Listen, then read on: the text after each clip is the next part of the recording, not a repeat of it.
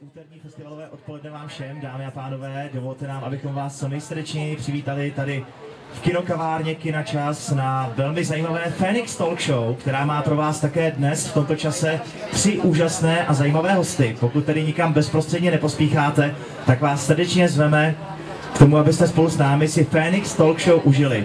Jak jsme slibovali, 3 hosté, kteří dokázali toho svého Fénixe v sobě úspěšně probudit a nastartovat úspěšnou uměleckou kariéru v nejrůznějších oblastech. Tak tito 3 hosté si tady dnes spolu s námi budou úspěšně povídat. Jsme rádi, že jste přijali pozvání a dovolte mi tedy pozvat prvního dnešního hosta, kterým je úžasný umělecký fotograf Petr Lyrics Gebauer. Já ho tady srdečně vítám. Petře, krásné odpoledne. Vítej v Karlových Varech na Mezinárodním filmovém festivalu na Phoenix Talk Show. Ty jsi vlastně umělecký fotograf, který jednak fotí rád reportážně, jednak samozřejmě také modelky, módní návrhářky a tak dále v ateliéru, exteriérech. Zkrátka fotograf i přes tvůj mladý věk, už velmi zkušený. Můžu se zeptat, kdy ty jsi probudil v sobě toho Fénixe, kdy ses rozhodl, že se budeš věnovat focení a co tě třeba k tomu okamžiku i nasměrovalo? Tak já děkuju za pozvání v první řadě a bylo to tak, že peníze, který mi dal táta na řidičák, tak za ty jsem si koupil svoji první zrcadlovku. Bylo to tuším Olympus E510, ale to je nepodstatný. A začalo to tak, že jsem začal fotit samozřejmě kytičky, broučky, začal jsem se s tím seznamovat a po nějakém týdnu jsem tomu úplně propadl, jo, takže bylo to úžasný, nedělal jsem nic jiného a prostě nakonec jsem si uvědomil, že bych chtěl něco, mělo to odezvu ty mý věci, začal jsem jakoby postupně retušovat a tak a začal jsem nějakým způsobem postupně rýsovat, no. Co rodiče na to, že si místo řidičáku si koupil zrcadlovku a začal si jít za svým snem? No, táta docela nadával. Vím, že jakoby po měsíci mi řekl, toho strašně lituje, že jsem si tohle vůbec koupil. Ale teďka je rád, že jsem víceméně soběstačná jednotka, že nejsem závislý na otcově kapce. Určitě. Oblast focení je samozřejmě velmi široká, takže já bych se hrozně rád zeptal, jaký je tvůj profil? Samozřejmě jsi umělecký fotograf, který má i kořeny tady v karlovarském regionu, proto jsme rádi, že jsi přijal pozvání na dnešní Phoenix Talk Show, ale jaká je tvoje oblast? Nebo dá se říct, že působí hned několika fotografických žánrech? Takže určitě především fotím ženy. To mě strašně baví a od začátku jsem to tak směřoval. Ale teďka mě začaly bavit a teďka co nejvíce jdu jsou reportáže, pak nějaký umělecké věci a jakoby určitě jakoby styl mám rád glamour prostě, kde je taková podtržená taková ta ženskost, prostě taková ta sexivost. Úžasně, kolem tvé módy se vlastně to focení všeobecně točí. Takže já bych se rád zeptal, co tě třeba inspiruje? Co tě inspiruje k focení? Dostaneš, nechci říkat vyloženě zakázku, protože je to umělecká sféra, ale co tě inspiruje, když vidíš modelku, vidíš interiéry, exteriéry? Na co dáváš takový ten hlavní důraz, že si řekneš, tak tohle budeme fotit takhle? Takže ono to je složitý, vždycky to je jinak, záleží, jestli je to focení formou FTP, jestli to je zadarmo, nebo jestli se fotí pro klienta někam, třeba reklama, co jsem teďka fotil třeba pro Hotel Plaza. Takže je to individuální, ale co mě inspiruje je jednoduchost, taková ta čistost, žádný kýče a podobné věci. Určitě vybíráš si tady, kromě samozřejmě pozadí a prostředí ateliéru, vybíráš si nějak speciálně exteriéry? Takže já jako ateliér teďka moc jako nejedu, protože mi přijde, že postupem to začíná být furt stejný a některý fotografové se na těch ateliérech zasekli, že se dělat furt stejný fotky, proto já se furt snažím jet exteriér, po případě teďka mě začala hodně bavit architektura, jako třeba, nevím, Kamenný dvůr, nebo prostě hotely, takový ten buduár a tak dále. Úžasně, já připomínám, dámy a pánové, že si při Phoenix Talk Show povídáme s uměleckým fotografem Petrem Lyricsem Gebauerem, který je naším prvním dnešním hostem.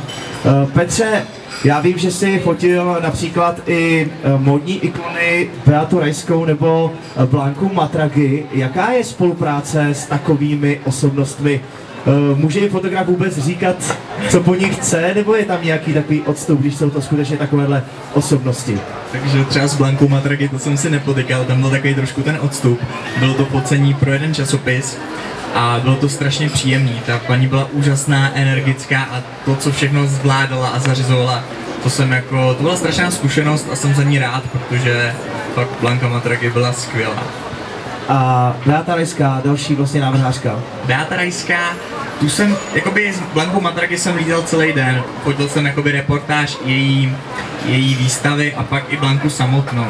Ale Beata Rajská, tu jsem měl možnost poznat na nějaký 2-3 hodiny a ta na mě působila strašně klidně a vážně. Prostě jako to, co dělá, tomu rozumí a působila na mě prostě. Určitě, hovořil jsi o tom úvodu, že hrozně rád fotíš modelky. Já bych se zeptal, je nějaká tvoje oblíbená modelka, nebo ne oblíbená, ale máš nějaký tip, že si řekneš, tak dneska to focení bude naprosto úžasný, a nebo někdy samozřejmě, když je to zakázka, co si budeme nalhávat, řekneš, je to spíše focení z povinnosti?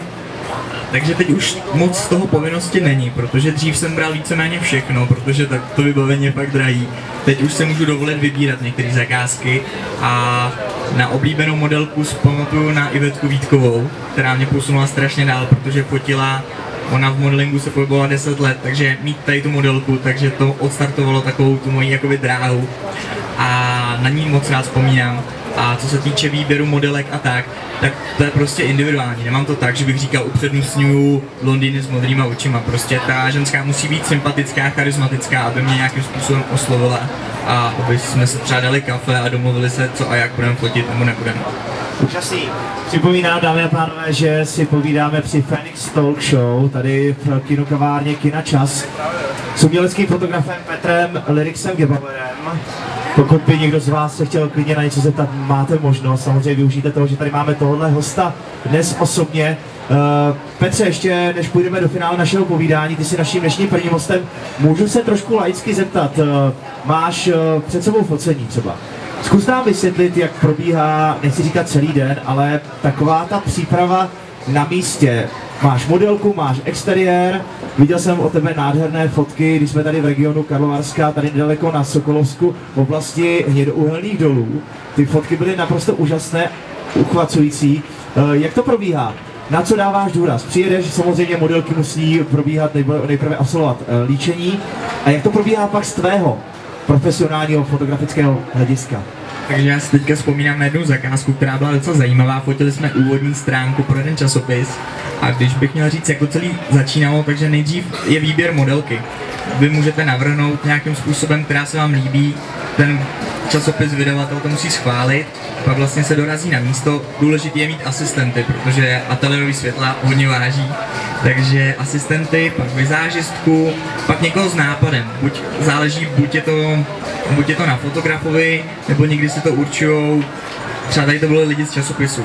A pak jakoby celý den jsme fotili, udělali jsme nějakých 500 fotek, pak se z nich vybralo a následně se retušovalo a dopadlo to velice dobře.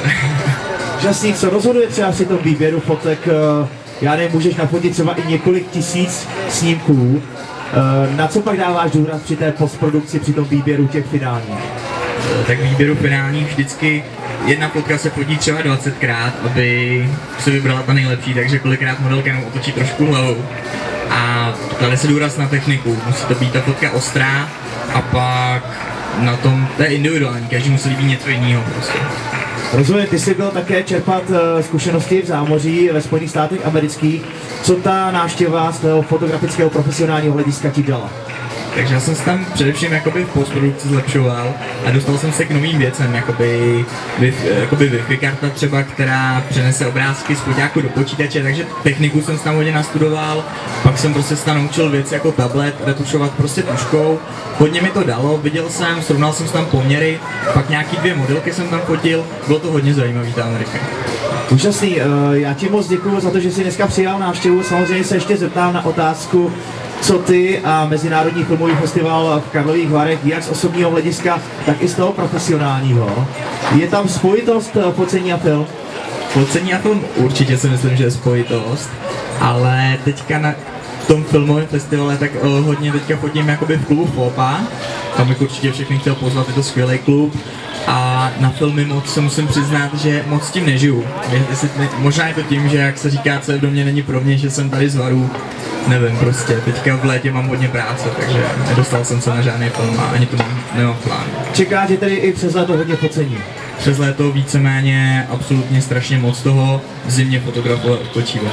Úžasný. Tak já ti moc děkuji za návštěvu. Děkuji. Petr Lidický Bauer, děkuji. Prvním hostem dnešní Phoenix Talk Show tady v kinokavárně Kina Čas. Jsme rádi, že se vám talk show líbila. Klidně se i rádi můžete na cokoliv zeptat, kdybyste chtěli.